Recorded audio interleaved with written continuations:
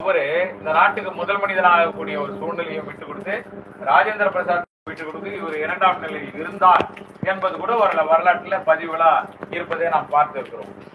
இது எந்த இடத்துல பாபா சாஹேப் அம்பேத்கர் அவர்களை கம்பேர் பண்ண முடியாத நிலையில இருக்காரு அப்படிங்கறத நாம இங்க பதிவு பண்ண வேண்டிய சூழ்நிலை இருக்கு. ஏன்னா இங்க வந்திருக்கிற நம்ம மகளிரும் நம்ம எதிர்கால சமுதாய இளைஞர்களும் தெரிந்து கொள்ள வேண்டும். பெரியவர்களுக்கு எல்லாம் ஓரளவு தெரிஞ்சிருக்கலாம். இதை சொல்லுவது உலக மக்களுக்காக இந்த காணொலியின் வாயிலாக நாம் இப்பொழுது பதிவு செய்து கொண்டிருக்கின்ற இந்த செய்தி யாருக்காக வென்றால் காணொலி வாயிலாக உலக மக்களுக்காக. சர்வப்பள்ளி ராதாகிருஷ்ணன் அவர்களை பாபா சாஹேப் அம்பேத்கரோட கம்பேர் பண்ணி பேசியதை படிப்பறிவில் படிப்பு பட்டம் என்கின்ற அளவிலே நிறைய பேர் பேசிட்டு தான் இருக்காங்க. எல்லோரும் விமர்சனத்துக்கு உட்பட்டவர்கள் தான், இதில் எந்த டவுட்டும் இல்லை. ஆனால் அந்த விமர்சனத்தை பதிலளிக்க வேண்டிய சூழ்நிலையும் நிலைமையும் நம்மை போன்றவர்களுக்கு இந்த இடத்துல இருக்கு. சர்வப்பள்ளி ராதாகிருஷ்ணனும் பாபா சாஹேப் அம்பேத்கரும் சமகாலத்தவர்கள், சமமாக படித்தவர்கள் என்று வைத்துக் கொள்வோம். அப்படியே வச்சுக்கலாம். இந்த நாட்டுக்கு அரசியல் சட்டம் பாபா சாஹேப் அம்பேத்கர் மட்டும்தான் எழுதினாரா? அந்த வாய்ப்பு அவருக்கு மட்டும்தான் தரப்பட்டதா என்றால் இல்லை என்ற உண்மையை நீங்களும் தெரிந்து கொள்ள வேண்டும். இந்த வாய்ப்பு சர்வப்பள்ளி ராதாகிருஷ்ணன் அவர்களுக்கு முதலில் கொடுக்கப்பட்டது. 1934 அவர்களுக்கு கொடுக்கப்பட்டது. 1934 அவருக்கு கொடுக்கப்பட்டது. நம்ம தேசம் சுதந்திரம் அடைந்த 1947. 47 இந்த தேசம் சுதந்திரம் அடைவதற்கு முன்பாக பிரிட்டிஷர்ஸ் கூட்டு உங்க நாட்டுக்கு கான்ஸ்டிடியூஷன் நீங்க ரெடி பண்ணீங்க, உங்கள் நிர்வாகத்தை நீங்களே நடத்துவதற்கு வேலைகள்லாம் செய்ய ஆரம்பிங்க அப்படின்னு அறிவிக்கிறாங்க. அதுக்கு முன்னாடி கிரிப்ஸ் இந்தியா மூவ்மெண்ட்ல அந்த அவர்கள் போட்ட திட்டத்தின் அடிப்படையில 1934 இப்படிப்பட்ட ஒரு சூழ்நிலை இந்திய தேசத்துக்கு வழங்கப்பட்டது. இந்தியாவில் இருக்கிற எல்லாருக்கும் இது எதனால 1930 இருந்து 32 வரைக்கும் 3 வட்டமேஜை மாநாடுகள் லண்டன்ல நடக்குது. 3 வட்டமேஜை மாநாடுகள் லண்டன்ல நடக்குது. அங்க ஜார்ஜ் 5ஆம் ஜார்ஜ் மன்னரும் ராம்சே மேக்டொனால்டு பிரைம் மினிஸ்டராகவும் இருக்கிறாங்க. 5ஆம் ஜார்ஜ் மன்னரா இருக்கிறாரு, ராம்சே மேக்டொனால்டு பிரைம் மினிஸ்டரா இருக்காரு. இந்த காலகட்டத்தில் பாபா சாஹேப் அம்பேத்கர் அவர்களும் நம்முடைய திவான் பகதூர் ரெட்டைமலை சீனிவாசனார் அவர்களும் அந்த வட்டமேஜை மாநாட்டில் பார்ட்டிசிபேட் பண்றாங்க. அதன் பிறகு நடந்த தொடர் நிகழ்ச்சிகள் காரணமாக 1932 காந்தி அவர்களுக்கும் இந்து தலைவர்களுக்கும் இணைந்து பாபா சாஹேப் அம்பேத்கர் நம்முடைய தலைவர்களும் ஒரு அணியில் இருந்து ஒரு ஒப்பந்தம் போடப்படுகிறது. அந்த ஒப்பந்தத்தின் பெயர் பூனா ஒப்பந்தம். இந்த பூனா பேக்ட் தெரிந்தால் மட்டும்தான், பூனா ஒப்பந்தம் எப்படி போடப்பட்டது என்று தெரிந்தால் மட்டும்தான் இந்திய நாட்டோட அரசியல் சட்டத்தில் பாபா சாஹேப் அம்பேத்கர் அவர்கள் ஏன் அதனை ஏற்றுக்கொண்டார் என்பதை நாம் புரிந்து கொள்ள முடியும். 1932 பாபா சாஹேப்க்கு என்ன வாய்ப்பு கிடைக்குது? நம்முடைய மக்களுக்காக தனி பிரதேசத்தை உருவாக்கி கொள்வதற்கும் இரட்டை வாக்குரிமைகள் கிடைப்பதற்கும் வாய்ப்புகளை உண்டாக்குற சூழ்நிலை கிடைக்குது. அதை இந்திய தேசத்தில் இருந்த அனைத்து தலைவர்களும் ஒருங்கிணைந்து நம்ம தப்பா பேசிட்டு இருக்கிறாங்க. அப்புறம் வர சர்வப்பள்ளி ராதாகிருஷ்ணன் அவர்கள் என்ன தப்பா பேசிட்டு இருக்கிறாங்கன்னாக்கா, பாபா சாஹேப் ஒப்பந்தத்தில் கையெழுத்திட்டு கூடாது அப்படின்னு சொல்றாங்க. அவர் நாமன்கிளேச்சர் ஒரு சப்ஜெக்ட்ல ரொம்ப தெளிவா என்ன எழுதிக்கிறாருனாக்கா, எல்லாம் புரிஞ்சுக்கோங்க. 1932 பூனா ஒப்பந்தம் உருவாவதற்கு காரணம் என்ன? மகாத்மா காந்தி என்று சொல்லப்படுகிற காந்தியடிகள் அவர்கள் உண்ணாவிரதம் இருக்கிறார். அண்ணல் அம்பேத்கர் அவர்களை எதிர்த்து அவருடைய உயிர் பெறுகின்ற நிலை. எத்தனை நாட்கள் உண்ணாவிரதம் இருந்தா அவர் இறக்க போகின்ற நிலை ஏற்படுகிறது. இந்திய தேசத்தில் இருக்கின்ற அத்துறை தலைவர்களும் அண்ணல் அம்பேத்கர் அவர்களிடத்தில் சென்று முதலிலே கேட்கிறார். அண்ணல் அம்பேத்கர் அவர்கள் சொல்றாரு, இந்த வாய்ப்பு 2000 ஆண்டுகளுக்கு பிறகு என் மக்களுக்கு கிடைத்திருக்கிறது. நான் இந்த வாய்ப்பை விட மாட்டேன். என் மக்களுக்காக தனி பிரதேசம் ஒதுக்குவதும் இரட்டை வாக்கு முறைகளை பெறுவதும் அல்லது எங்களுக்கான தனி வாழிடத்தை ஏற்படுத்திக் கொள்வதற்கான வாய்ப்பு கிடைச்சிருக்கு. நான் அலோவ் பண்ண மாட்டேன். 5ஆம் ஜார்ஜ் மன்னரிடத்திலும் ராம்சே மேக்டொனால்டிடத்திலும் நானும் என் நண்பர் சீனிவாசன் அவர்களும் பேசிவிட்டு வந்துட்டோம். முடிவாக போகின்ற சூழ்நிலையில நான் ஏற்றுக்கொள்ள மாட்டேன்னு சொல்றேன். அடுத்து வராங்க காந்தி கிட்ட, எரவாடா சிறைக்கு. எரவாடால காந்தி கிட்ட மகாத்மா காந்தி கிட்ட சொல்றாங்க, ஐயா இது மாதிரி பாபா சாஹேப் பிடிவாதமாருக்கு ஒத்துக்க மாட்டாரு. காந்தி சொல்றாரு, அவர் பிடிவாதக்காரர் என்பது தெரியும், நானும் பிடிவாதக்காரன் தான். என் உயிர் போனாலும் நான் அவர்கள் இந்த தேசத்திலிருந்து செடியோ மாட்டேன் என்று அடமண்டாக இருக்கிறார். ஏன்னா நான் விரும்புகின்ற கிராம ராஜ்யம் அவர்கள் இல்லை என்றால் நடக்காது என்று சொல்லுகிறார். கிராம ராஜ்யம்ங்கிறது பின்னாடி நீங்களும் படிப்பீங்க, நீங்க பேசிக்கலாம், இன்னொரு விஷயங்கள்ல அதை நம்ம சொல்லலாம். இப்ப நம்ம பூனா ஒப்பந்தத்தை வந்து இந்திய அரசியல் சட்டத்திற்கு எடுத்து செல்வதற்கான சப்ஜெக்டா மட்டும்தான் இதை நம்ம லிங்க் பண்ணிட்டு இருக்கிறோம். ஏன்னா அது ஒரு பெரிய ஓஷன் சப்ஜெக்ட். அதனால பாபா சாஹேப் அம்பேத்கர் அவர்கள் ஒப்பந்தத்துல கையெழுத்திட மாட்டேன்னு சொல்றாரு. காந்தி பிடிவாதமா இருக்காரு. உயிர் போகின்ற நிலைமை ஏற்படுகிறது. எல்லா இந்து தலைவர்களும் இந்த தேசத்திற்காக போராடி கொண்டிருக்கின்ற சுதந்திர போராட்ட தலைவர்களும் அனைவரும் ஒன்று சேர்ந்து காந்தியார் அவர்களுடைய மனைவியும் அவருடைய மகனும் இணைந்து பாபா சாஹேப் அம்பேத்கர் இடத்துல போய் இந்த விஷயத்தை நாம ரிக்வெஸ்ட் பண்ணலாம் அப்படின்னு போறாங்க. ஐயா, நீங்க இந்த ஒப்பந்தத்தை ஏத்துக்கிட்டு கையெழுத்து போடலன்னா காந்தி பிடிவாதமா இறந்துருவாரு. இத்தனை ஆண்டு காலமா 200 வருஷமா போராடிக்கிட்டு இருக்கிற சுதந்திர போராட்ட வரலாறு முடிவுக்கு வந்துடும். இதுக்கப்புறம் இன்னொரு காந்தி வருவாரா, அவரிடத்துல மக்கள் ஒருங்கிணைவார்களா என்பதெல்லாம் சாத்தியக்கூறுல. நம் நாட்டுடைய சுதந்திரம் இன்னும் தள்ளி போகணும் ரிக்வெஸ்ட் பண்ணி கேட்கிறாங்க. அப்பவும் பாபா சாஹேப் ஒத்துக்க மாட்டேங்கிறாரு. அம்மா, உங்க ஒருத்தரோட தாலி பாக்கியத்தை காப்பாற்ற நினைப்பேனால் அனுதினமும் நடக்கும் ஜாதி கொடுமைகள் காரணமாக என் சமுதாயத்தைச் சேர்ந்த கோடானு கோடி தாய்மார்களுடைய கணவர்மார்கள் உயிர்கள் புரிந்து கொண்டு இருக்கும். அவர்களும் தாலியற்றவர்களாக வாழ்க்கையற்றவர்களாக மாறுவாங்க.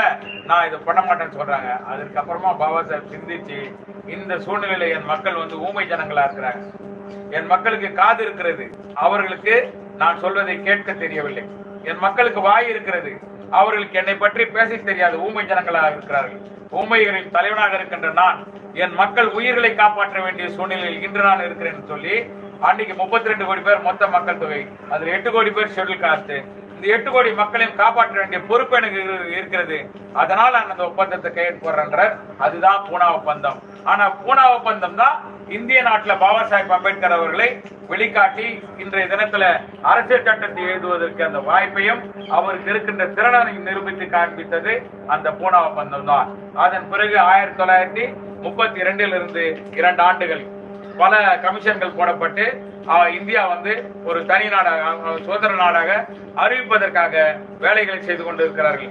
பிரிட்டிஷர்ஸ் இந்திய தலைவர்களை, இந்திய சுதந்திர போராட்ட தலைவர்களை அழைச்சி உங்க நாட்டு கான்ஸ்டிடியூஷன் எழுதிக்கங்கிறாங்க, நீங்க ரெடி ஆகிக்கங்கிறாங்க.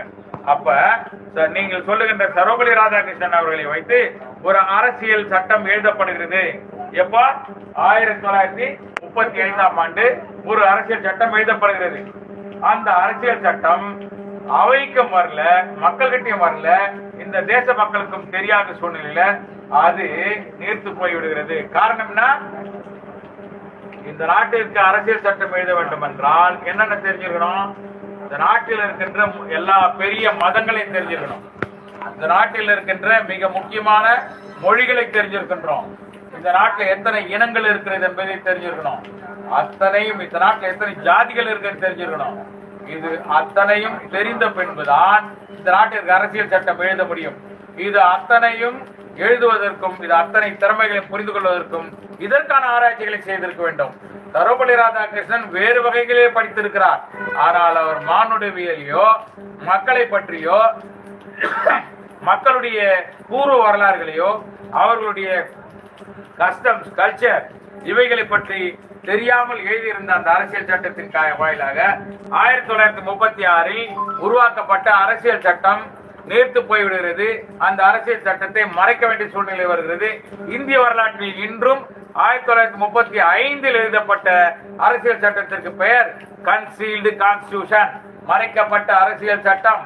எனவே இந்த நாட்டிற்கு பாபா சாஹேப் அம்பேத்கர் அவர்களுக்கு முன்பாகவே அரசியல் சட்டம் எழுதி நீர்த்து போய் தோற்று போன காரணத்தினாலே வெற்றி அடைகின்ற ஒரு அரசியல் சட்டம் எழுதுவதற்காக உலகம் முழுவதும் தேடுவதற்காக முயற்சி நடந்து கொண்டிருந்த பொழுது ஆரம்பத்திலேயே காந்தியார் அவர்கள் சொல்லுகிறார், இவர்களை அழைத்து நம் நாட்டிலே ஒருவர் இருக்கிறார், அவ்வளவு என்னிடமே மிகப்பெரிய வாதம் செய்திருக்கிறார், சட்டத்தை தெரிந்திருக்கிறார், மனிதர்களை தெரிந்திருக்கிறார், மக்களை புரிந்து வைத்திருக்கிறார், மொழிகளை தெரிந்து வைத்திருக்கிறார், கலாச்சாரம் பண்பாடு போன்றவற்றில் கரை கண்டிருக்கிறார், அவரை போய் தேடுங்கள், அவர்தான் அண்ணல் அம்பேத்கர் என்று காந்தி அவர்களே இவர்களுக்கு சொல்லுகிறார்.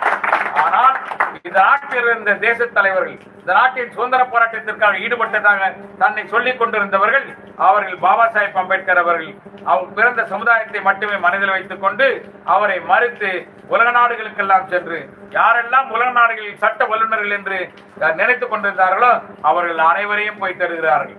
ஜெர்மனுக்கு செல்ல போகிறார்கள், இங்கிலாந்திற்கு போகிறார்கள், அமெரிக்காவுக்கு போகிறார்கள், அத்தனை நாடுகளுக்கும் போகிறார்கள். அத்தனை நாடுகளிலும் இருக்கின்ற அறிவுஜீவிகளும் சட்ட வல்லுநர்களும் ஒருவரை மட்டும் விரல் காட்டுகிறார். அத்தனை சட்ட வல்லுநர்களும் உலக நாடுகளில் விரல் காட்டப்பட்ட அந்த மாமேதை தான் டாக்டர் பாபா சாஹேப் அம்பேத்கர். எனவே இப்பொழுது இந்திய தேசத்தில் சுதந்திரத்திற்காக போராடி கொண்டிருந்தவர்களுக்கு என்ன நிர்பந்தம் ஏற்படுகிறது?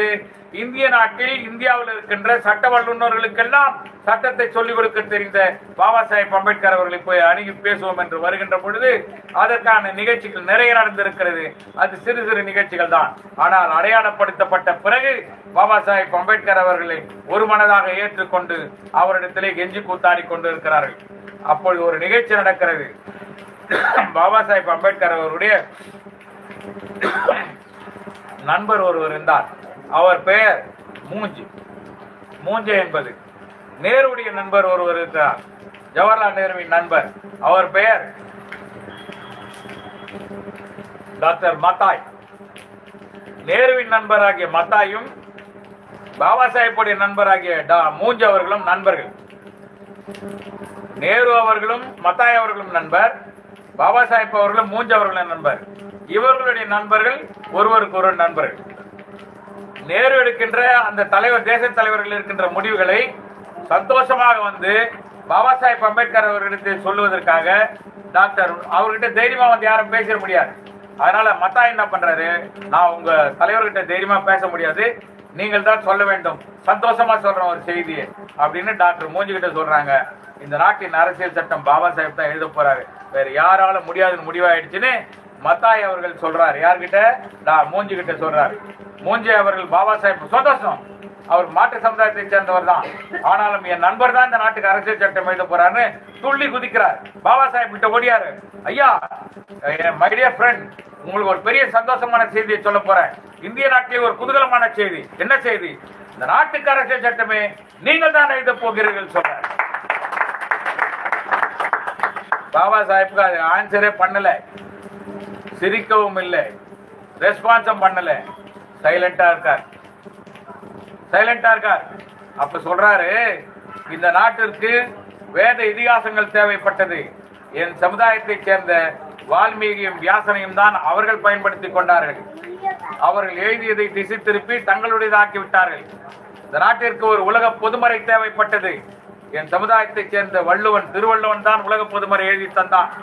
இந்த நாட்டிற்கு அரசியல் சட்டம் தேவைப்படுகிறது. அது என்னால் தான் எழுத முடியும் என்று எனக்கு ஏற்கனவே தெரியும். அவர்கள் முடிவெடுத்து வர வேண்டும் என்று நான் காலதாமதப்படுத்திக் கொண்டிருக்கிறேன் என்று சொல்லி மத்தாய் அவர்களுக்கும் மூஞ்ச அவர்களுக்கும் ஒரு ஷாக் கொடுக்கிறார். தான் பாபா சாஹேப் அம்பேத்கர் தெரிந்தே வைத்துக் கொண்டு தன்னிடம் வரும் என்று உறுதியாக இருந்தவர் தந்தை பாபா சாஹேப் அம்பேத்கர். அதுக்கப்புறம் வராங்க, ரிக்வெஸ்ட் பண்றாங்க. முதல்ல பாபா சாஹேப் ஏத்துக்கல, அதுக்கப்புறமா சொல்றார், எனக்கான என் மக்களுக்கான பூனா ஒப்பந்தத்தில் என்னென்னவெல்லாம் விடுபட்டு இருக்கிறதோ, என் மக்களுக்கான உரிமைகள் அங்கெல்லாம் எப்படி பறிக்கப்பட்டிருக்கிறதோ அந்த உரிமைகளை எழுதுவதற்கும் அதை தொடர்வதற்கும் இந்த அரசியல் சட்டத்தில் வாய்ப்பளிக்கப்படுமே. ஆனால் நான் இந்த அரசியல் சட்டத்தை எழுதி தருகிறேன். நல்லா புரிஞ்சுக்கணும், இந்த கான்ஸ்டிடியூஷனை பாபா சாஹேப் எழுதி கொடுத்தது பல காரணங்கள் இருக்கிறது. அதில் ஒரு காரணம் இது ஒன்று, அவரால் தான் முடியும் என்பது யதார்த்தமான உண்மை. என் மக்களுக்காக பயன்படுத்திக் கொள்ளப் போகிறேன் என்பது உண்மை. ஆனால் நடந்தது என்னவோ வேறு. பிறகு கான்ஸ்டிடியூஷன் எழுதினாங்க. இப்ப நீங்க சொன்ன மாதிரி 2 ஆண்டுகள் இத்தனை நாட்கள் இப்படி போச்சு. பிரதர் சொன்ன மாதிரி ஸ்டைல் நிறைய விஷயங்கள் வந்தது அந்த இடைப்பட்ட காலத்துல. பாபா சாஹேப் கண்டுக்கவே இல்லை. ஏன்னா அவர் நினைக்கின்ற விஷயம் பாரம்பரியம் பண்ணார். இது மட்டுமல்ல, நீங்க நல்லா புரிஞ்சுக்கோங்க, கான்ஸ்டிடியூஷன் அசம்பிளியில பாபா சாஹேப் வந்து அந்த சட்டத்தை மக்களிடத்திலே கொடுத்து விட்ட பிறகு அதற்கு ஏற்பட்ட டிபேட் இருக்குது. அந்த டிபேட் மட்டுமே இந்த நாட்டில், இந்த உலகத்தில் வேறு எந்த நாட்டில் கான்ஸ்டிடியூஷனை டிபேட் பண்ணி அந்த நாட்டை இம்ப்ளிமெண்ட் பண்ணும் போதும் வேறு எந்த நாட்டிலும் அத்தனை நாட்கள் டிபேட் பண்ணதில்லை, அத்தனை கேள்விகளுக்கும் பதில் சொன்னதில்லை.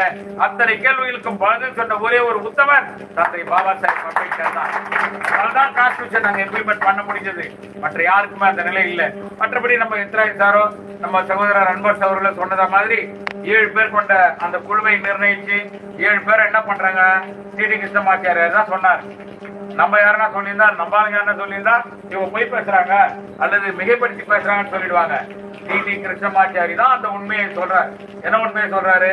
பாபா சாஹேப் அம்பேத்கர் அவர்களுக்கு மொத்தம் 7 பேர் கொண்ட குழு அமைச்சு அவர் டிராப்டிங் கமிட்டி சேர்மனா போட்டாங்க.